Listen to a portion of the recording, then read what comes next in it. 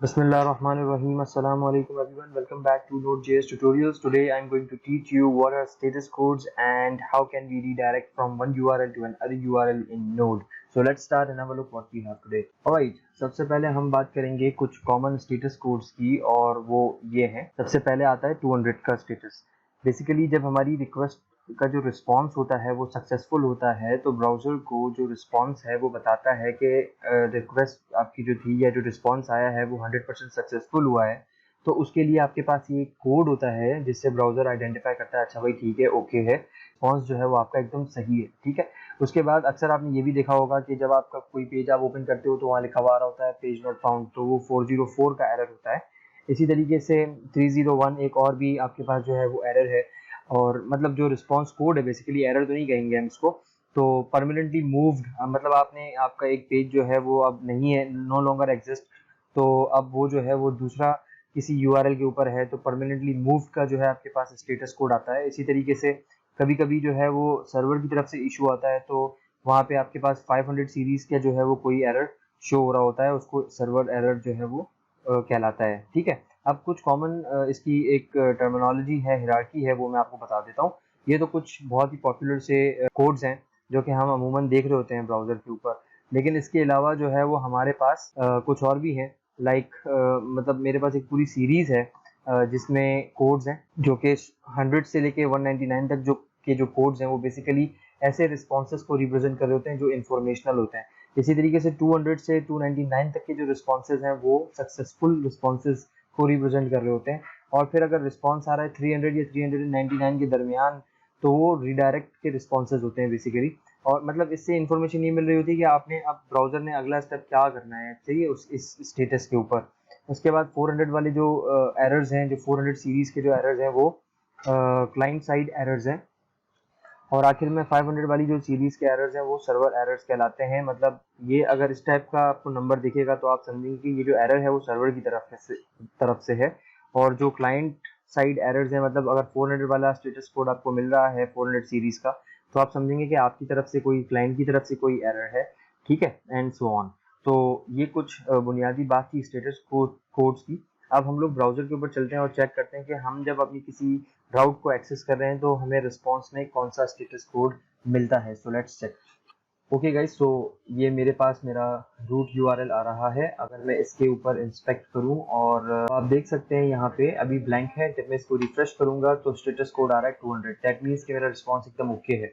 इसी तरीके से जब मैं अबाउट के ऊपर जाऊंगा, /अबाउट जो हमने यूआरएल सेट किया था राउट में, तो यहाँ पर भी स्टेटस आ रहा है 200 ओके का। इसी तरीके से अगर मैं यहाँ पे कुछ और भी लिख दूं जो कि है भी नहीं वैलिड, फिर भी ये स्टेटस मुझे शो कर रहा है 200 ओके का, जबकि मेरे पास मेरी रिसोर्स लोड नहीं हुई है। तो इस चीज को अगर मैं मैन्युअली करना चाहूँ तो फिर मैं कैसे करूंगा अपनी नोड के इस सर्वर के अंदर।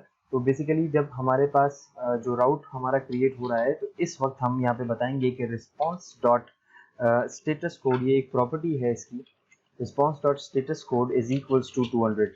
सिंपल। तो इस तरीके से आपने कस्टमाइज किया कि अगर तो भाई ये चीज हो रही है तो रिस्पॉन्स हमारा सक्सेसफुल होगा।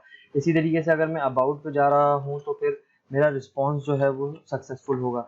इसी तरीके से अगर जब मेरे पास एरर पे जा रहा है, दैट मीन्स मेरी वो रिसोर्स फाउंड नहीं हुई है, तो मैं 404 का स्टेटस कोड यहाँ पे सेट करूँ, ठीक है। अब हम इसको क्या करेंगे, कंट्रोल सी प्रेस किया, उसके बाद हम लोग जो है अपनी इस फाइल को दोबारा से रन करेंगे तो हमारा सर्वर दोबारा से स्टार्ट है। अब अगर मैं इसको यहाँ पे रिफ्रेश करता हूँ तो आप देख सकते हैं कि उसने मुझे कहा कि स्टेटस 404 है। दैट मीन्स ब्राउजर ने भी अब अंडरस्टैंड किया इस चीज़ को कि भाई अब मेरी ये रिसोर्स नहीं मिली है, ठीक है। अगर इसको करेक्ट यूआरएल दे रहे हैं हम लोग यहाँ पे, तो आप देख सकते हैं स्टेटस जो है वो 200 आ रहा है, सही है। तो इस तरीके से हम अपने मैनुअल स्टेटस कोड्स को खुद से सेट कर सकते हैं। अब आगे चलते हैं। आगे अब हमने ये करना है कि भाई फर्स्ट कर लें, एक सिचुएशन देता हूँ मैं आपको। लोग आपकी वेबसाइट को एक्सेस कर रहे थे इस यूआरएल पे, लेकिन अब आपने इस यूआरएल को चेंज करके अबाउट अस कर दिया है, या पहले आपका यूआरएल था अबाउट अस का और अब आपने उसको चेंज करके अबाउट कर दिया है। तो लेकिन लोगों को तो यही पता है ना कि आपका यूआरएल अबाउट अस है, अब आपने अबाउट कर दिया है। तो अगर लोग अबाउट अस एंटर करेंगे तो अबाउट अस तो यहाँ पर कहीं पर भी नहीं है मेरे पास, मेरे इन केसेस के अंदर। तो इस चीज को जो है वो हम टैकल करते हैं automatically by creating another case.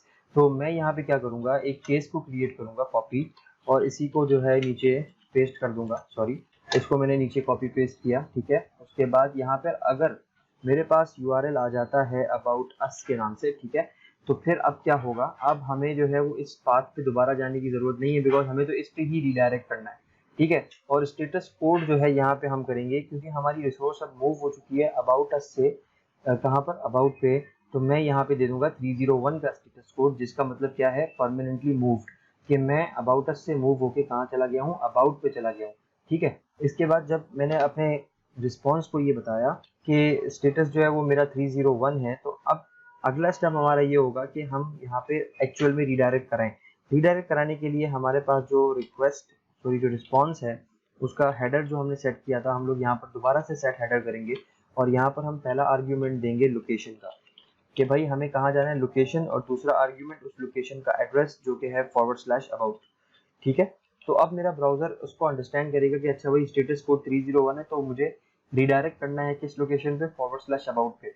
और जब /about आएगा तो उसके बाद ये केस जो है वो यहाँ से एग्जीक्यूट होगा, ठीक है। तो इस चीज को अब हम लोग चेक करते हैं और देखते हैं कि हमारे पास क्या आउटपुट आता है, ठीक है। अबाउट अस का हमारे पास जो है वो राउट है अब। तो अबाउट अस के ऊपर यहाँ पे आते हैं और अबाउट अस एंटर। जैसे ही मैंने अबाउट अस किया तो इसने मुझे एरर दिया और 404 इसने मुझे रिटर्न करके दिया है। उसकी वजह क्या है, उसकी वजह ये है कि मैंने सर्वर को स्टॉप नहीं किया। तो उसको स्टॉप करते हैं, उसको रिस्टार्ट करते हैं और अब हम लोग चलाते हैं यहाँ पे और एंटर। तो जैसे ही मैंने एंटर किया उसने मुझे रिडायरेक्ट कर दिया अपने नए URL के ऊपर, जो मेरा न्यू URL था।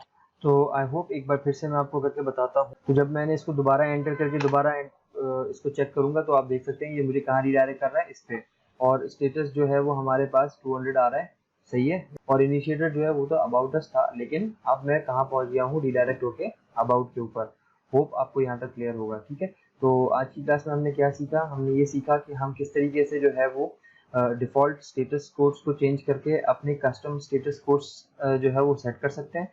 और किस तरीके से हम जो है वो किसी पुराने URL से किसी न्यू URL के ऊपर जो है वो अपना डेटा सेंड कर सकते हैं, या अपना अपना डेटा सॉरी अपनी जो है वो रीडायरेक्शन जो है वो परफॉर्म करवा सकते हैं, ठीक है। तो hopefully this is clear to everyone. So that's all for today. Hope you have enjoyed this lecture.